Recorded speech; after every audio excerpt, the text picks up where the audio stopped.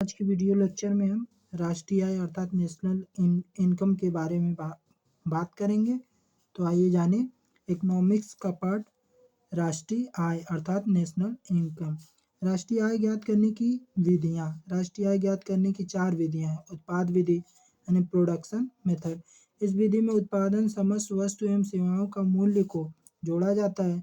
यह जीडीपी को दर्शाता है। इसमें दोहरी गणना की समस्या उत्पन्न हो जाती है, जिस कारण अंतिम वस्तु के मूल्य को जोड़ा जाता है। उत्पादन अर्थात एनएनपी एट फैक्टर कॉस्ट बराबर NNP market price minus tax plus subsidy. सकल मूल्य वर्धन विधि gross value added method. Gross value added method में national income primary value plus value added plus value added. आय विधि यानी इनकम मेथड। इस विधि द्वारा सभी क्षेत्रों में आय को जोड़ा जाता है, चाहे वह निजी क्षेत्र हो या सार्वजनिक क्षेत्र। भारत में राष्ट्रीय आय की गणना उत्पादन और आय दोनों विधि से किया जाता है। आय विधि भूमि यानी किराया, भूमि से रेंट मिलता है, पूंजी से ब्याज, श्रम से मजदूरी अर्थात वेल्थ, उद्यम से लाभ यानी प्रॉफिट। यानी नेशनल इनकम किराया प्लस ब्याज प्लस मजदूरी प्लस लाभ। व्यय विधि यानी एक्सपेंडिचर विधि। नेशनल इनकम बराबर उपभोग निवेश प्लस सरकारी व्यय एक्सपोर्ट माइनस इम्पोर्ट। आर्थिक नियोजन इकोनॉमिक प्लानिंग में राष्ट्रीय नियोजन संसाधन के उचित उपयोग के लिए सरकार नियोजन अर्थात प्लानिंग करती है। भारत में नियोजन का इतिहास योजना आयोग ने भी शुरू किया। योजना आयोग से भी पुराना है।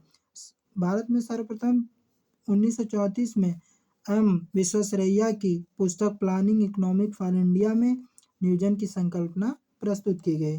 इसके बाद 1938 में भारतीय राष्ट्रीय कांग्रेस के हरिपुरा सम्मेलन में पंडित जवाहरलाल नेहरू की अध्यक्षता में एक राष्ट्रीय आयोजन समिति का गठन किया गया। इसे कांग्रेस योजना भी कहा जाता है। आगे चलकर 1944 से 45 में भारत के 8 प्रमुख उद्योगपतियों द्वारा भारत में आर्थिक विकास हेतु एक प्लान बनाया गया, जिसे बॉम्बे प्लान कहा जाता है। 1950 में जयप्रकाश नारायण द्वारा सर्वोदय प्लान भी तैयार किया गया। केसी नियोगी ने सोवियत संघ से नियोजन की व्यवस्था लाए। इस नियोजन में इन्होंने समवर्ती सूची में रखा और इन्हीं की सिफारिश से 15 मार्च 1950 को योजना आयोग का गठन कर दिया गया। यह गैर संवैधानिक था। नियोजन के लिए 15 मार्च 1950 को योजना आयोग का गठन किया गया, जो रूस के संविधान से लिया गया। योजना आयोग को 1 जनवरी 2015 को नीति आयोग कर दिया गया। नीति आयोग यानी national institution for transforming India. योजना आयोग का मुख्य कार्य पंचवर्षीय योजना बनाना था। प्रधानमंत्री योजना आयोग के अध्यक्ष होते हैं। इसका काम पंचवर्षीय योजना तैयार करना था। अभी तक 12 पंचवर्षीय योजना बन चुकी है। राष्ट्रीय विकास परिषद यानी नेशनल डेवलपमेंट काउंसिल, इसकी स्थापना 6 अगस्त 1952 को हुई। प्रधानमंत्री इसके अध्यक्ष होते थे तथा सभी राज्यों के मुख्यमंत्री तथा योजना आयोग के सदस्य इसके सदस्य रहते थे। यह पंचवर्षीय योजना का अनुमोदन करता है। योजना आयोग तथा राष्ट्रीय विकास परिषद दोनों की चर्चा संविधान में नहीं है, अतः यह गैर संवैधानिक है। इन दोनों की रचना संविधान के बाद हुई है, अतः इसे संविधानोत्तर निकाय कहा जाता है। योजना आयोग को सुपर कैबिनेट कहते हैं।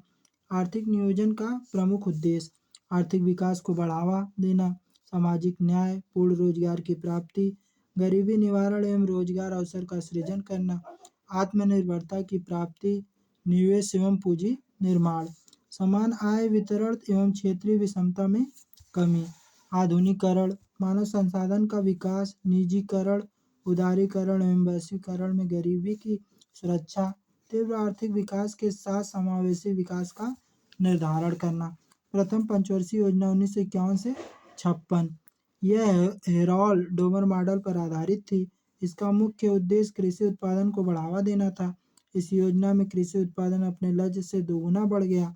प्रथम पंचवर्षीय योजना में ही भाखड़ा नांगल दामोदर घाटी एवं हीराकुंड जैसे बहुउद्देशीय नदी परियोजनाएं चालू की गई। कृषि क्षेत्र के विकास को सर्वोच्च प्राथमिकता देश के विभाजन तथा युद्ध से उत्पन्न संतुलन को दूर करना था। न्यूनतम समय में खाद्यान्न में आत्मनिर्भरता की प्राप्ति, लघु एवं कुटीर उद्योगों का पुनरुद्धार एवं औद्योगिकरण हेतु वांछित पृष्ठभूमि तैयार करना। योजना के अंतिम 2 वर्षों में अच्छे उत्पादन के कारण यह योजना सफल रही। द्वितीय पंचवर्षीय योजना 1956 से 61 पीसी मालनोबिस के मॉडल पर आधारित थी। इसका मुख्य उद्देश्य भारी उद्योग को स्थापित करना था। भारी उद्योगों की स्थापना के लिए विदेशों से अत्यधिक ऋण लेना पड़ा, जिस कारण इस योजना को असफल माना जाता है। भारत में बड़े बड़े स्टील प्लांट इसी योजना में लगाए गए। इस योजना में राउरकेला उड़ीसा में जर्मनी के सहयोग से प्लांट लगे। भिलाई अर्थात छत्तीसगढ़ में सोवियत संघ के सहयोग से, दुर्गापुर पश्चिम बंगाल में यूके के सहयोग से इस्पात संयंत्रों की स्थापना की गई। इस योजना के प्रमुख उद्देश्य निम्नलिखित हैं: आधारभूत और भारी उद्योग पर निवेश, जोर देकर तीव्र औद्योगिकरण करना, रोजगार अवसर में बड़े पैमाने पर प्रसार करना, आय और धन की असमानता में कमी करना और आर्थिक शक्ति का अधिक समान वितरण करना। झारखंड का बोकारो स्टील प्लांट यूएसएसआर के सहयोग से तीसरी पंचवर्षीय योजना में लगाया गया। तीसरी पंचवर्षीय योजना 1961 से 66। इसका उद्देश्य कृषि तथा उद्योग दोनों को बढ़ाना यह अब तक की सबसे असफल योजना रही। यह योजना भारतीय अर्थव्यवस्था को आत्मनिर्भर तथा स्वतः स्फूर्त बनाने के लक्ष्य के साथ प्रारंभ हुई। खाद्यान्नों के क्षेत्र में आत्मनिर्भरता हासिल करना तथा उद्योगों को निर्यात की जरूरतों को पूरा करने के लिए कृषि उत्पादन को बढ़ावा देना था। बुनियादी उद्योगों जैसे इस्पात, रसायन, ईंधन और बिजली के क्षेत्र का विस्तार तथा मशीन निर्माण की क्षमता स्थापित करना, ताकि भविष्य में 10 सालों के भीतर अपने ही संसाधनों के औद्योगिकरण की जरूरतों को पूरा किया जा सके। देश के मानवीय शक्ति का पूर्ण रूप प्रयोग एवं रोजगार अवसरों में वृद्धि। इस योजना का असफलता के 3 कारण थे। 1962 से चीन युद्ध, जिसके बाद नेहरू की मृत्यु हो गई। 1965 पाकिस्तान से युद्ध। 1966 में भीषण सूखा। लाल बहादुर शास्त्री ने नारा दिया, जय जवान जय किसान। इस योजना के बाद 3 साल तक कोई योजना नहीं बनी, जिसे योजना अवकाश कहते हैं। योजना अवकाश 1966 से 69 तक रहा। वार्षिक योजना 1965 में भारत पाक युद्ध लगातार 2 वर्षों तक घोर सूखा, मुद्रा का अवमूल्यन, आत्म उपभोक्ता वस्तुओं की कीमतों में वृद्धि तथा योजना के लिए संसाधनों में कमी के कारण चौथी पंचवर्षीय योजना को अंतिम रूप से देने में देरी हुई। वर्ष 1966 से 69 के बीच चौथी पंचवर्षीय योजना के प्रारूप के तहत ही 3 वार्षिक योजनाएं बनाई गई। इस अवधि को योजना अवकाश कहा गया। हरित क्रांति यह तीसरी पंचवर्षीय योजना के अंतिम समय 1966 में प्रारंभ हुई। विश्व में इसकी जनक अमेरिकी वैज्ञानिक नॉर्मन बोरलॉग को मानते हैं। भारत में हरित क्रांति के जनक स्वामीनाथन जी हैं। हरित क्रांति शब्द विलियम गार्ड ने दिया। हरित क्रांति से उन्नत बीज अर्थात हाई यील्ड वैरायटी के प्रयोग को बढ़ावा दिया गया। हरित क्रांति में मोटे अनाज के उत्पादन पर जोर दिया गया। इसमें गेहूं का उत्पादन बढ़ गया। धान का उत्पादन को कोई प्रभाव नहीं पड़ा, जबकि तिलहन व दलहन का उत्पादन घट गया। हरित क्रांति का केंद्र यूपी का समाली था। हरित क्रांति में सर्वाधिक लाभ पंजाब को हुआ। द्वितीय हरित क्रांति, इसमें आनुवांशिक रूप से वृद्धि किए हुए फसल को बोते थे। ऐसे फसलों को जेनेटिकली मॉडिफाइड फसल कहते हैं। चौथी पंचवर्षीय योजना 1969 से 74।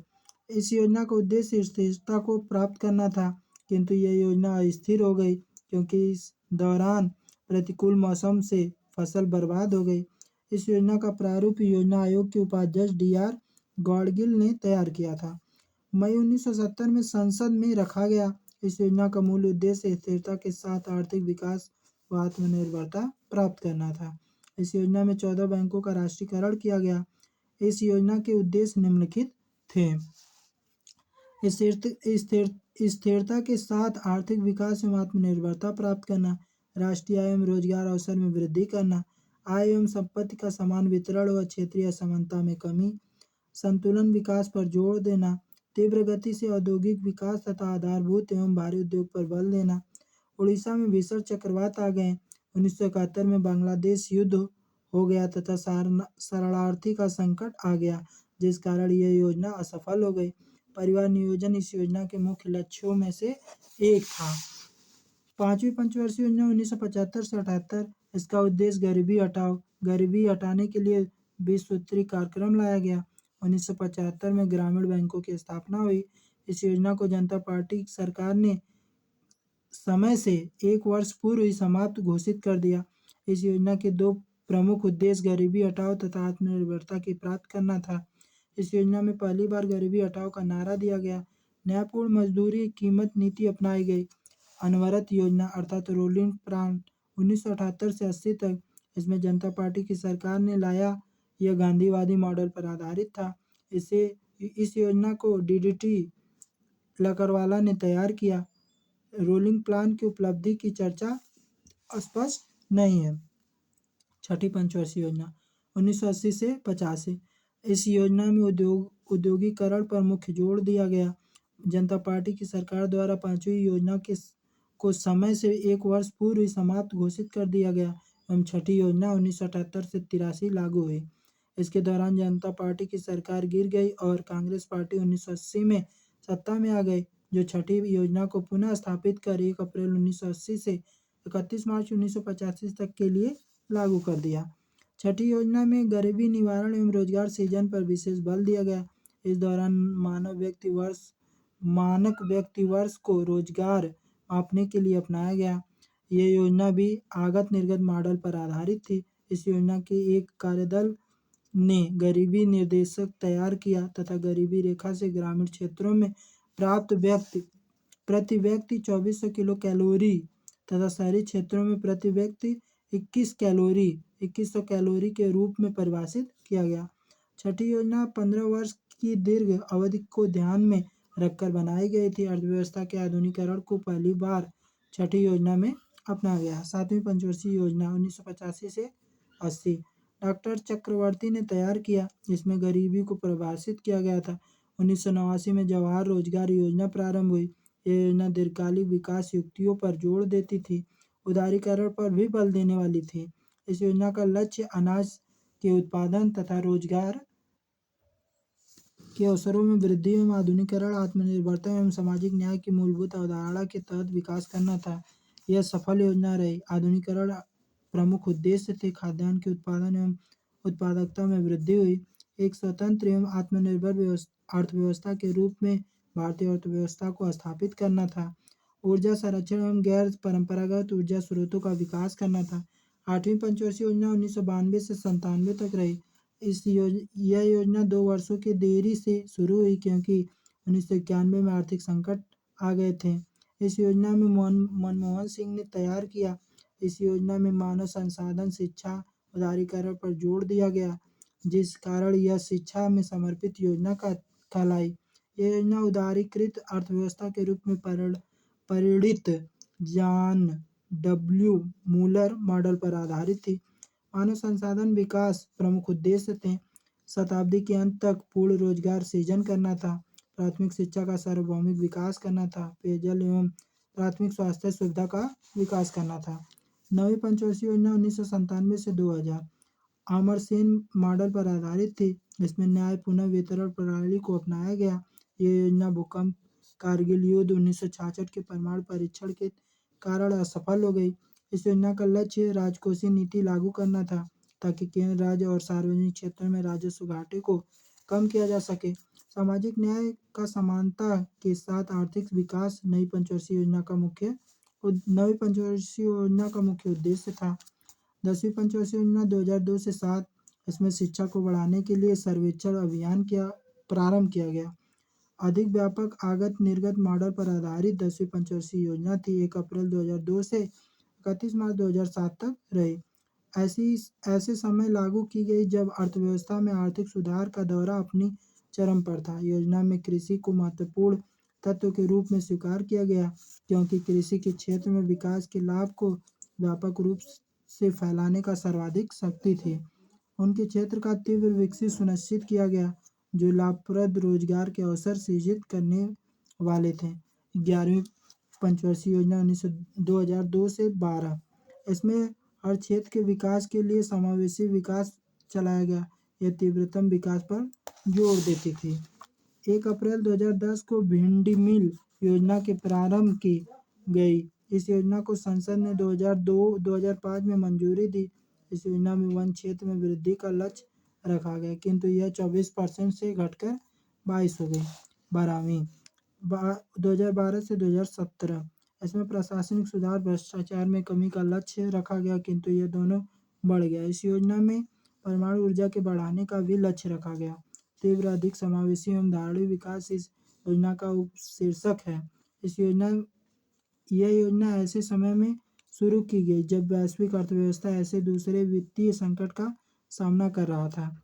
11वीं योजना के अंतिम वर्ष में यूरोजोन पर आए ऋण संकट के कारण शुरू हुआ। इस वित्तीय संकट का असर भारत सहित देशों पर पड़ा। इस दृष्टिगत 12वीं योजना में इस बात पर जोर दिया गया कि हमारी पहली अर्थव्यवस्था यह होनी चाहिए कि प्राथमिकता यह होनी चाहिए कि अर्थव्यवस्था की विकास दर को फिर से तीव्र किया जाए, और साथ ही यह भी सुनिश्चित किया जाए कि हमारी विकास प्रक्रिया समावेशी एवं धारणीय रहे। नीति आयोग राष्ट्रीय भारत रूपांतरण संस्थान नीति आयोग का स्थापना सरकारी संकल्प द्वारा 1 जनवरी 2015 को की गई। इसने योजना आयोग का स्थान ले लिया। नीति आयोग सरकार का थिंक टैंक के रूप में कार्य करता था। यह केंद्र एवं राज्यों को राष्ट्रीय एवं अंतर्राष्ट्रीय महत्व के महत्वपूर्ण मुद्दों पर राजनीतिक एवं तकनीकी सलाह देता था। नीति आयोग की संरचना: अध्यक्ष भारत के पदेन प्रधानमंत्री, उपाध्यक्ष प्रधानमंत्री द्वारा नियुक्त, कार्यकारी परिषद सभी राज्यों के मुख्यमंत्री तथा संघ शासित क्षेत्रों के उपराज्यपाल, पूर्णकालिक सदस्य वीके शाश्वत, रमेश चंद्र, पदेन सदस्य राजनाथ सिंह, अमित सिंह, निर्मला सीतारमण एवं धर्मेंद्र प्रधान, जो वर्तमान में कृषि मंत्री हैं। मुख्य कार्यकारी अधिकारी अमिताभ कांत। तो आज की वीडियो लेक्चर में यहीं तक। कल पढ़ेंगे हम अगला टॉपिक कर। तब तक के लिए जय हिंद, जय भारत।